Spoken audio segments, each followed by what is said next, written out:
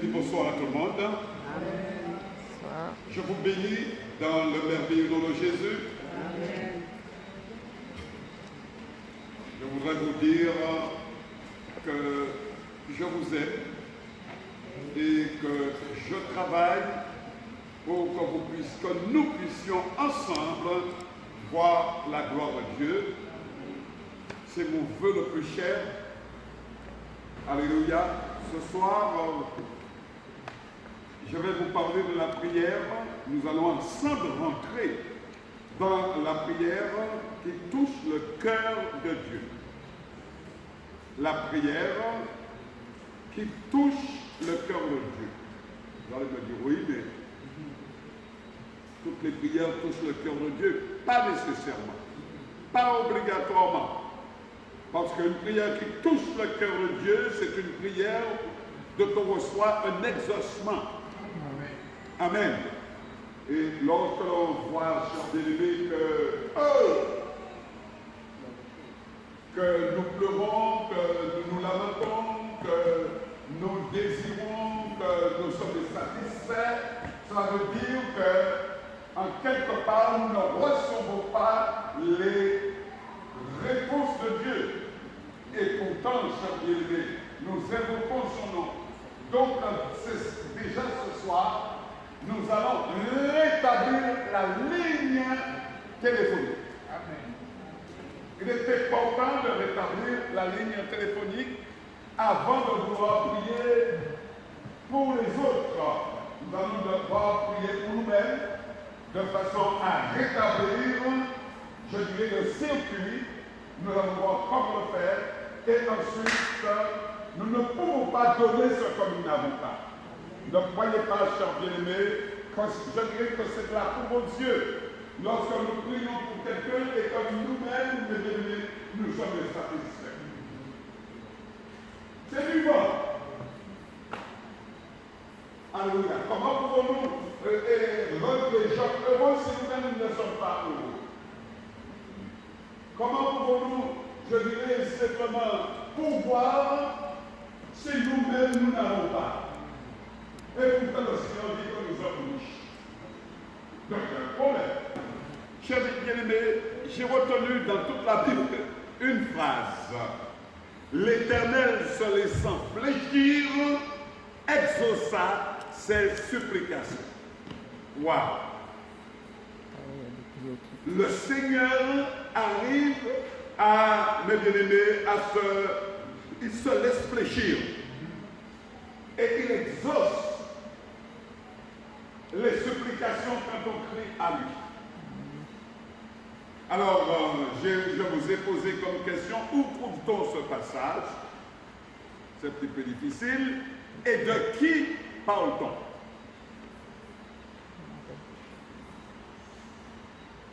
Eh bien, je vais vous le dire, parce que c'est vrai, dans toute la Bible, il y a uniquement cette phrase-là. Il s'agit du roi Manassé. Son père était, alléluia, Ézéchias. Un homme qui plaisait à Dieu, un homme qui a tout fait pour plaire à Dieu, mais son fils, qui était avec lui, a fait tout le contraire, cher bien-aimé. Il s'est opposé à Dieu. Mais, heureusement, le papa avait laissé un héritage spirituel et à un moment donné, eh bien, la récompense, il a eu la récompense parce que son fils est rentré en lui-même et il s'est humilié devant Dieu et il a été, je dirais, béni. Dieu a eu compassion de lui. Prenez avec moi 2 Chroniques 33, versets 12 à 13. Et adressa cette prière, et l'Éternel, se laissant fléchir, exauça ses supplications et le ramena à Jérusalem dans son royaume. Et Manassé reconnut que l'Éternel est Dieu. Alléluia. Ça veut dire, cher bien-aimé, que tant qu'on ne s'est pas humilié, tant qu'on n'a pas fléchi le genou, tant qu'on n'a pas reconnu que Dieu est unique et le seul Dieu, eh bien, nous ne pouvons pas, je dirais, être bénis. Nos prières ne peuvent pas monter. Dieu ne peut pas exaucer nos prières. D'après ce que je vois, chers bien-aimés. Alléluia. Que nous-mêmes, nous n'allons pas y arriver. Et ce soir, nous allons demander à Jésus-Christ de nous apprendre à prier. Parce que les disciples, voyant que Jésus allait partir, allait laisser, parce qu'il avait laissé des messages, voyant qu'il allait partir, eh bien, ils ont demandé de commun accord, Seigneur, apprends-nous à prier. Apprends-nous à prier. C'est cet héritage de bien-aimé qu'ils ont voulu avoir. Ils n'ont pas demandé de la puissance, ils n'ont pas demandé quoi que ce soit, mais Seigneur, apprends-nous à prier. Luc 11, verset 1.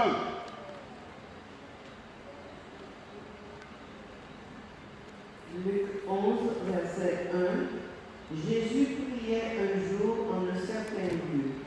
Lorsqu'il eut achevé, un de ses disciples lui dit, Seigneur, enseigne-nous à prier, comme Jean l'a enseigné à ses disciples. Amen. Seigneur, est-ce qu'on peut dire ça tout le monde? Seigneur, enseigne-nous à prier.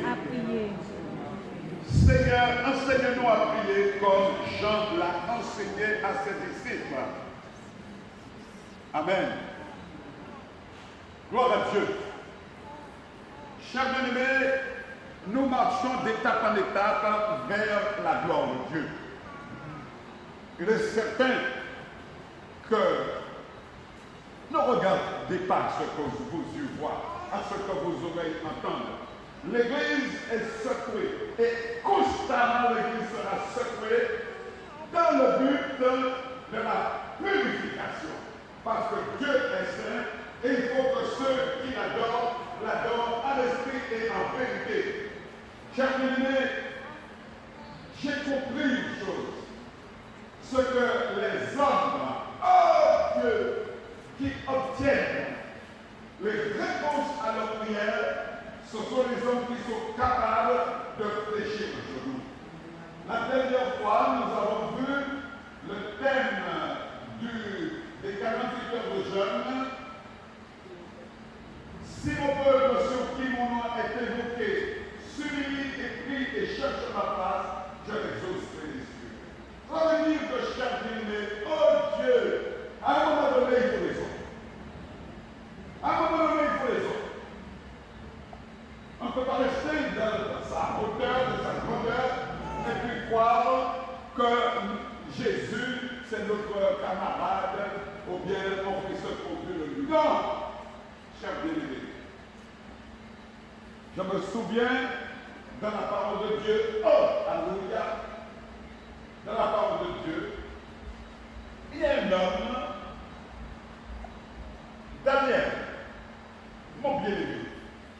Avant que tu n'aies ouvert la bouche, j'avais déjà répondu. Simplement parce que tu as eu à cœur de t'humilier devant moi. Oh, alléluia. La prière, cher bien-aimé, ce n'est pas lorsqu'on vient à l'église, mais je dirais que c'est un mouvement, c'est une éducation, c'est une manière de faire tout le temps la dépendance à Dieu. Je dis, tout ce que je veux faire, je passe par le Seigneur, parce que je ne suis qu'un instrument entre ses mains. Le Seigneur, après, il va répondre. Luc 11, verset 2.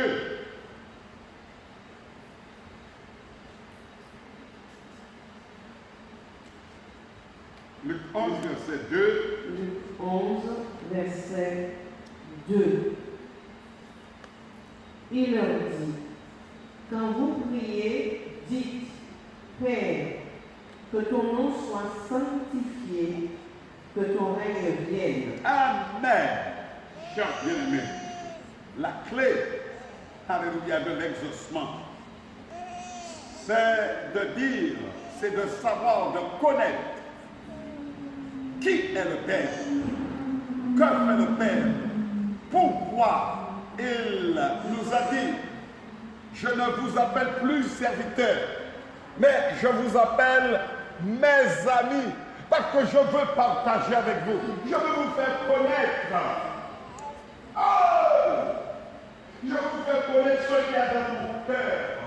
Je veux qu'il y ait une osmose, que nous soyons un, l'unité.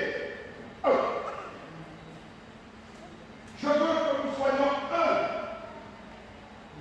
Et ça, c'est merveilleux de savoir que Jésus nous aime, Jésus prend soin de nous, Jésus nous connaît. Parce que nous avons ce désir de nous approcher de lui et d'être son ami. Et c'est ce qu'il cherche de nous. Chers bien-aimés, je me suis arrêté à uniquement ce verset. Père, voilà ainsi que vous priez. Quand vous priez, dites, Père, que ton nom soit sanctifié et que ton règne vienne. C'est la prière de ce temps, la prière de ce moment. Père, qui est le Père? Qui est le Fils? Qui est le Saint-Esprit? Il n'y a qu'un seul nom. Le nom c'est Jésus-Christ. Alléluia. Je sais, si dans votre cœur, vous n'avez pas cette conviction, vous êtes troublés. Et vous allez, mes bien-aimés, vous irez partout. Mais dites-vous bien qu'il n'y a qu'un seul Dieu. Il n'y a pas trois dieux. Et son nom, c'est Jésus-Christ de Nazareth. Alléluia. C'est lui qui a accepté de nous ouvrir au chemin en acceptant de mourir à la croix pour nous. Car sans effusion de sang, il n'y a pas de pardon. Et nous avions besoin d'être pardonnés. Tant qu'on n'est pas en Jésus, on peut avoir toutes sortes de possibilités. On est à l'aise, on a de l'argent, on a un bon métier, on a ceci, on a cela.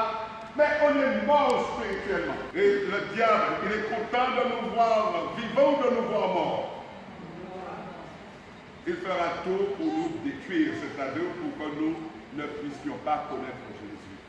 Amen. Amen. Gloire à Dieu. Oh!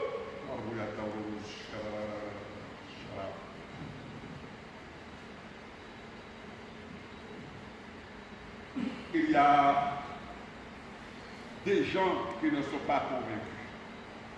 Mais ce n'est pas grave. Jésus a dit, voilà comment vous prierez. Père, alléluia. Père, que ton nom soit sanctifié. Oh! Que ton règne vienne.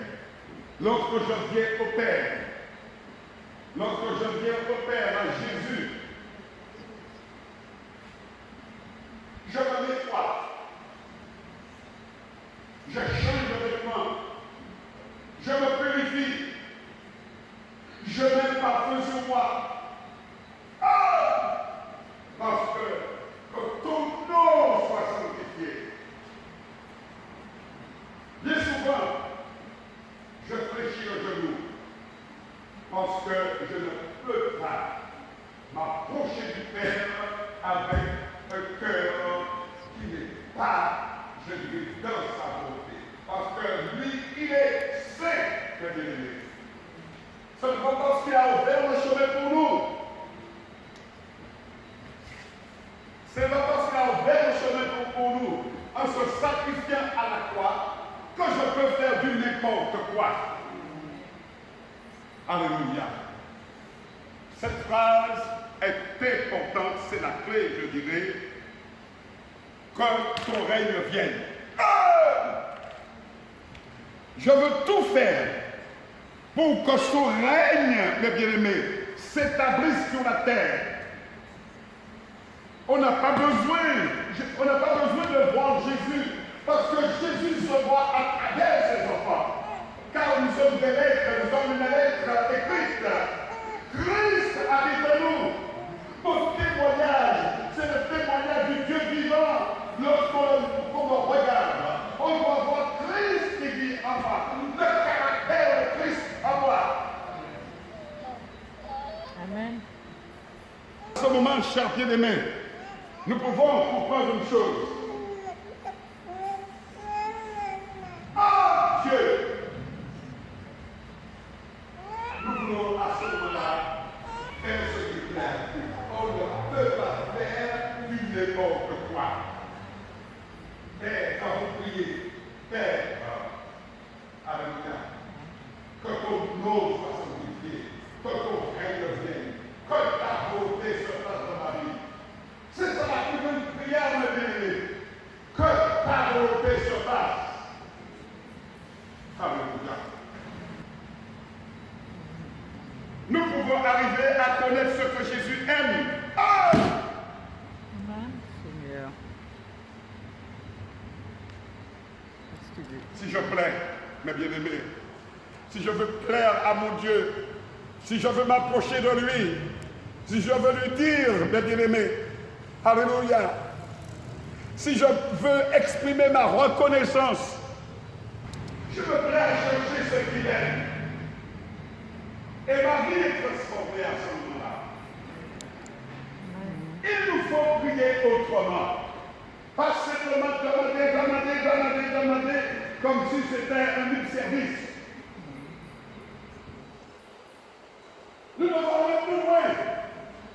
Il y a un sacrifice de bien-aimé. Daniel, mon bien-aimé, avant que tu n'aies ouvert la bouche, je t'avais déjà exaucé. Mais il y a eu un combat et il a fallu à peu près attendre 22 jours pour que tu puisses recevoir. Mais je t'avais déjà répondu. Alléluia. Daniel a été un homme comme nous. Mais la seule chose, c'est qu'il a pris position. Et bien souvent, chrétiens, nous avons besoin de prendre position.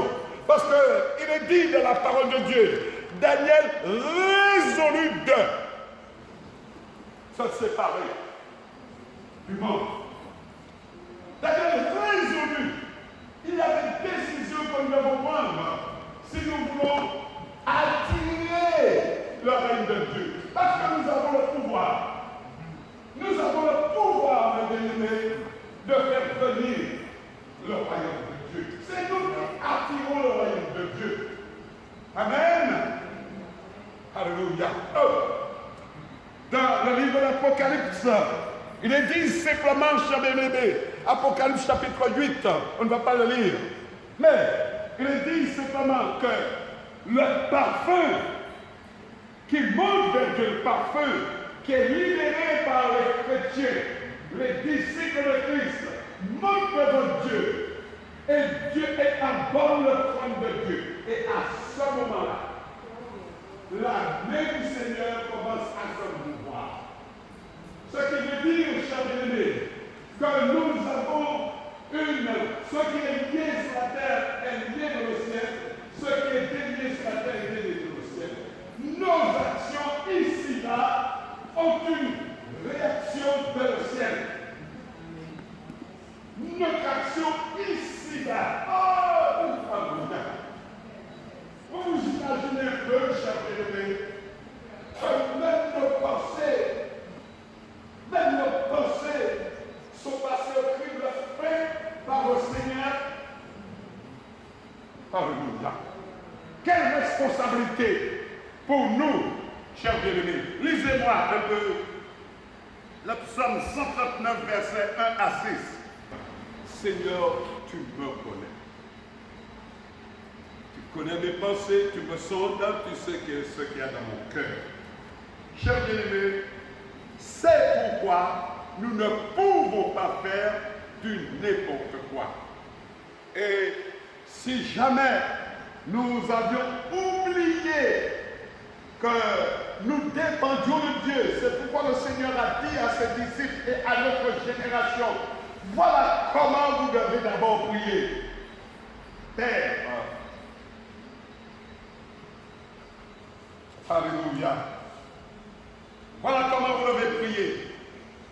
Père, que ton nom soit sanctifié, que ton règne vienne, que ta volonté se fasse sur la terre comme au ciel. Alléluia.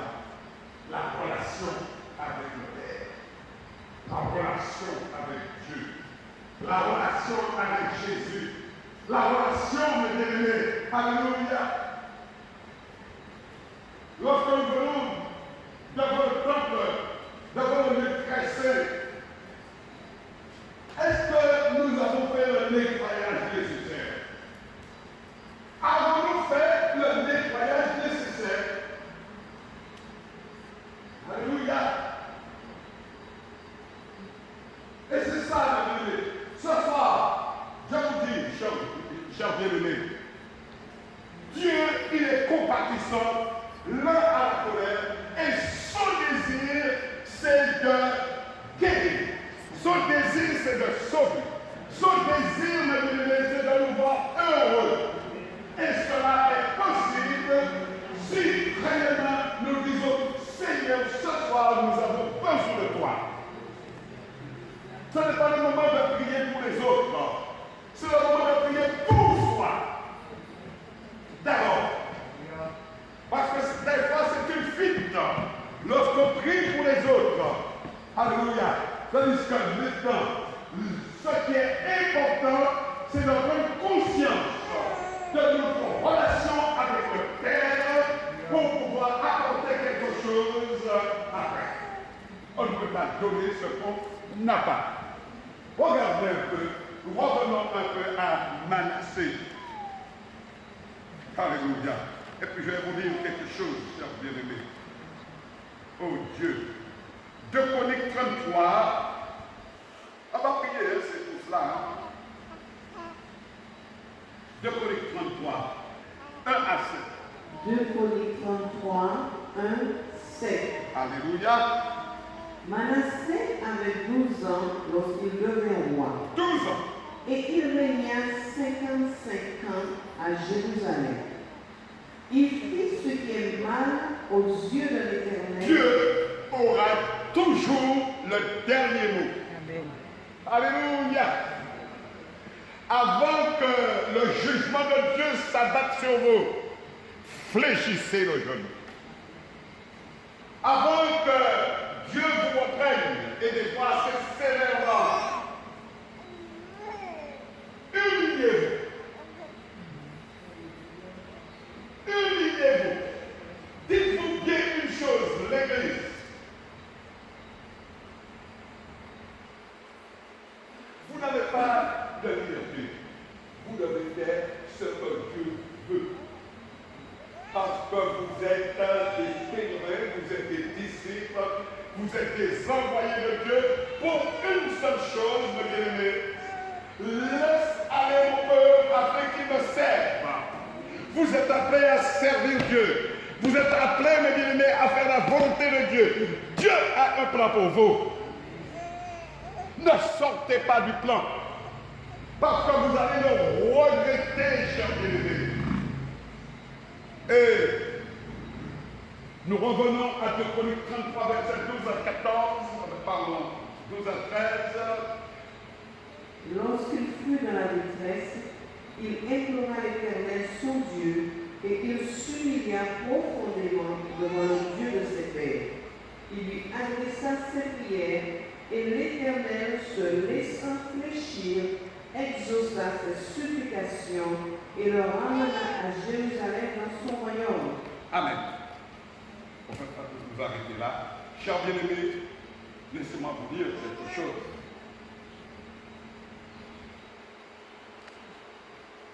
Je ne suis pas un artiste. Je ne suis pas un comédien. Je ne suis pas un illuminé. Je suis un homme comme vous. Et peut-être ayant passé plus de je dirais, des tribulations comme vous, que vous, simplement parce que j'ai la responsabilité de l'œuvre de Dieu. Et lorsqu'on a la responsabilité de l'œuvre de Dieu, Satan, il se positionne sur la tête, voulant détruire la tête pour que les brebis puissent partir. J'aimerais vous dire quelque chose, chers bien-aimés, et vous pouvez m'interroger après s'il le faut. Lorsque le chrétien prie, il doit obtenir une réponse de Dieu. Vous n'avez pas entendu beaucoup d'amen? Lorsque le chrétien prie, lorsque le disciple prie, il doit obtenir une réponse de Dieu. Parce que ce téléphone est toujours ouvert. Mais parfois, mes bien-aimés, c'est nous qui fermons les oreilles ou qui voulons entendre ce que nous voulons entendre. Tandis qu'il nous dit ce qui est bon pour nous, pour que le service soit fait, son service soit fait. Laisse aller mon peuple afin qu'il me serve. Alors posez-vous la question ce soir. Seigneur, que veux-tu de moi? Qu'est-ce que tu m'as destiné comme rôle? Je vous donne 3 exemples. Pour voir que le Seigneur, lorsque vous priez, mes bien-aimés, alléluia, le Seigneur répond. Alléluia. Nous allons prendre le cas d'Élie de Tishbite. Élie et 450 prophètes de Baal et les 400 prophètes d'Astarté, il est tout seul.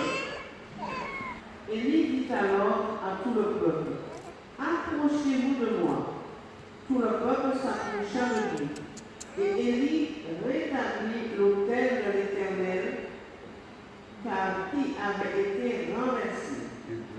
Il prit 12 pierres d'après le nombre des tribus des fils de Jacob, auxquels l'Éternel avait dit, Israël sera ton nom. Laissez-moi vous dire, Élie rétablit l'autel. Nous avons à rétablir des choses chez nous. Les autels. Nous avons à rétablir la présence de Dieu dans notre maison. Cela est important parce que nous pouvons parler de Dieu. Mais lorsque le problème va arriver, nous serons en difficulté parce que nous n'avons pas rétabli l'autel. Alléluia. L'action importante, Élie rétablit l'autel de l'Éternel. Deuxième cas, encore, avec un homme, le papa de Manassé. Non, c'est pas Josaphat, mes bien-aimés.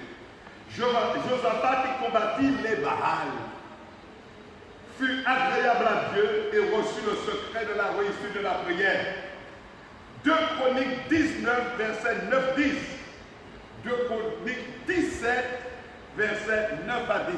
Je parle pour vous, avant, mes bien-aimés, que nous avons ce travail à faire. Allez faire connaître le nom de Dieu. Mais si vous n'avez pas fait le travail, vous ne savez même pas prier. 2 Chroniques 17, 9, 10.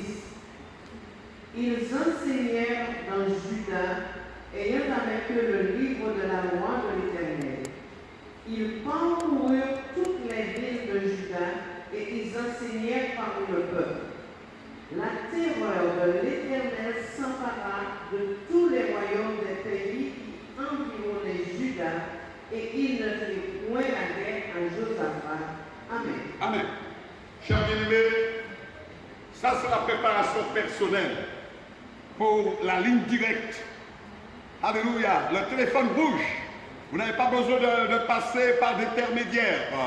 Vous êtes connecté à l'opérateur divin et vous recevez. Permettez-moi de vous dire une chose. Nous devons faire connaître le bienfait. Que vous restez simplement vous dire. Dieu travaille maintenant dans l'esprit par révélation. Nous devons monter plus haut. il y a beaucoup d'opérations qui se font dans l'esprit. Amen. Beaucoup d'opérations. C'est pourquoi vos adversaires qui vont vous attaquer ou autres, vous les sentez arriver et Dieu met ses anges, ses gardes autour de vous. Alléluia. Que vous-même, il y a quelqu'un qui prie pour vous. Vous avez des anges gardiens. Et lorsque vous prenez conscience de cela, vous faites très attention à la présence de Dieu.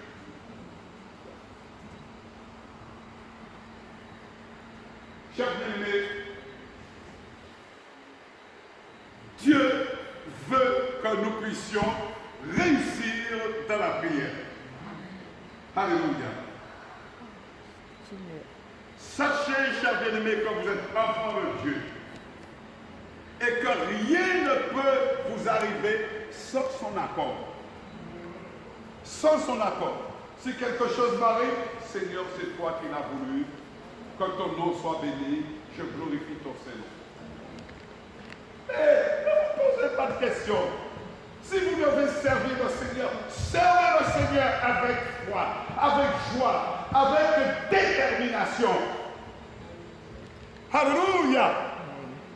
N'oubliez pas que nous pouvons, chers bien-aimés, témoigner, nous pouvons prier pour les gens, guérir les gens uniquement par notre témoignage. Amen. Il y en a qui seront contre vous, qui marcheront contre vous. Mais c'est à vous de prendre position. Je vous avertis, chers bien-aimés. Donc, dans un premier temps, nous allons prier pour nous. Vous demandez, vous ne recevez pas, simplement parce que vous demandez mal. Dans le but de satisfaire vos passions. Alléluia. Je veux ça, je veux ça, je veux ça, je veux ça, je veux ça, je veux ça, je veux ça. Vous demandez, vous ne cherchez pas la volonté de Dieu. David, alléluia, malgré que c'était un homme expérimenté dans la guerre, il ne faisait rien s'il n'avait pas consulté Dieu. Oh, vous imaginez un peu, ça devrait être stressant, mais il avait pris l'habitude. C'est pourquoi le Seigneur a dit, j'ai trouvé en David, fils d'Ésaïe, un homme selon mon cœur. Alors si je comprends bien, le problème vient du cœur. Notre cœur, mes bien-aimés, doit être transformé, doit être changé. Ça, c'est la première partie. Prière personnelle. On ne trouve personne à ce niveau-là.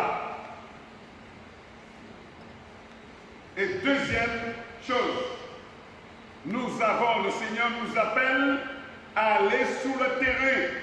Vous avez assez tourné en rond. Allez dans les pays, faites-vous connaître. Allez dans les hôpitaux, allez évangéliser. Je suis fatigué de répéter les mêmes choses.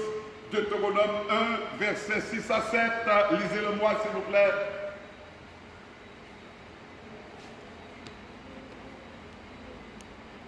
Deutéronome 1, 6, 7. L'Éternel, notre Dieu, nous a parlé à Horeb en disant, vous avez assez demeuré dans cette montagne. Tournez-vous et partez. Allez à la montagne des Amoréens et dans tout le voisinage, dans la plaine, sur la montagne, dans la vallée, dans le midi, sur la côte de la mer, au pays des Cananéens et au Liban, jusqu'au grand fleuve, au fleuve de l'Euphrate. Amen. Amen. Alléluia. Chers bien-aimés, vous ne pouvez pas donner ce que vous n'avez pas. Et c'est de la prière, c'est de la présence de Dieu. C'est dans le frottement les uns des autres que nous pouvons grandir. Néhémie, lorsqu'il a reconstruit la muraille, c'est l'un à côté de l'autre. Et vous, si vous êtes dans la division, déjà, division intérieure, je parle bien, bien, vous ne pourrez pas réussir. Alléluia. C'est pourquoi, chers bien-aimés, ne vous découragez pas. Alors, mes bien-aimés, le temps est arrivé où il nous faut faire connaître qui est Dieu. Il faut oser aller sur le terrain. Amen.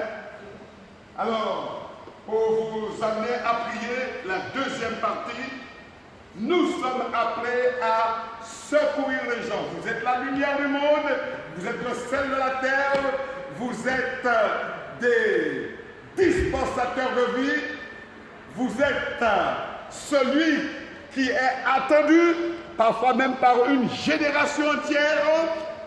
Alléluia. Eh bien, vous devez vous préparer. Nous allons prier un petit peu différemment. D'abord, dans un premier temps, nous allons prier pour changer notre habitude de prier. Parce que si nous ne recevons pas, alléluia, c'est qu'il y a un problème. Et Jacques, qui était avec Jésus à la montagne de transfiguration, avec les deux autres, nous dit ceci, Jacques 4, verset 3. Jacques 4, verset 3. Jacques 4, verset 3. Vous demandez et vous ne recevez pas, parce que vous demandez mal dans le but de satisfaire vos passions. Amen. Continue, adultère que vous êtes. Adultère que vous êtes. Ne savez-vous pas que l'amour du monde est inimitié contre Dieu? Celui dont il veut être ami du monde sera ennemi de Dieu. Amen. Voyez-vous que l'Écriture parle en vain? Ce que le Seigneur a dit, chers bien-aimés, le Seigneur nous demande une séparation avec le monde. C'est pas une séparation physique, mais c'est spirituel. C'est-à-dire que nous n'avons pas à adopter les habitudes du monde. L'apôtre Paul dit aux Romains, Romains 12, verset 1, 2, je vous exhorte, mon frère, par la compassion de Dieu, à offrir vos corps comme un sacrifice vivant, saint et agréable à Dieu, ce qui sera de votre part au culte raisonnable. Le Seigneur nous donne une séparation, mes bien-aimés. Sachez, faites très attention à la contamination. Il y a des chrétiens, mes bien-aimés, qui fréquentent, pas seulement fréquentent, mais qui ont choisi de marcher avec des gens qui disent du n'importe quoi, qui font du n'importe quoi. Vous êtes en train de vous contaminer. Et après, vous ne pourrez pas sortir lorsque vous serez blessés. Deutéronome 9, verset 25. Je me prosternai devant l'Éternel, je me prosternai 40 jours et 40 nuits, parce que l'Éternel avait dit qu'il voulait vous détruire. Amen. Continue, je priai l'Éternel et je dis, Seigneur Éternel, ne détruis pas ton peuple, ton héritage, que tu as racheté dans ta grandeur, que tu as fait sortir d'Égypte par ta main puissante. Souviens-toi de tes serviteurs Abraham, Isaac et Jacob. Amen. Notre devoir, mes bien-aimés, c'est de devenir des intercesseurs, d'arracher les âmes à Satan. Alléluia. Et nous pouvons le faire dans le jeûne et la prière. Nous pouvons, mes bien-aimés, être là, prier pour les bien-aimés d'Haïti, prier pour les bien-aimés de France, prier pour les bien-aimés de Guyane. Alléluia.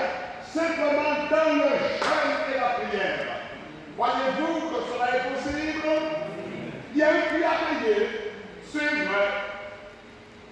Mais, chers bien-aimés, si vous n'entrez pas dans le ministère de Christ, vous êtes à l'extérieur. Vous êtes à l'extérieur. Vous ne pouvez pas être à l'aise dans ce monde. Alléluia. Donc, chers bien-aimés, voilà ce que je voulais vous dire ce soir pour la prière. la prière se centre sur Père, le Père, la connaissance du Père, que ton nom soit sanctifié, que ton règne vienne, que ta volonté soit faite. Et ensuite, chers bien-aimés, la sanctification. Nous ne pouvons pas avancer à Dieu si d'abord nous ne voulons pas aller à la sainteté, nous consacrer à Dieu. Pour cela, mes bien-aimés, c'est fléchissons le genou. Fléchissons le genou. Si mon peuple sur qui mon nom est évoqué s'humilie et cherche ma face, alléluia, nous avons un travail à faire. Personne. Et ensuite, là, nous sommes prêts à aller intercéder pour nos enfants, pour tout le monde. Il n'y a pas de problème. Et on bénisse. Que Dieu vous garde et que Dieu vous bénisse. Amen.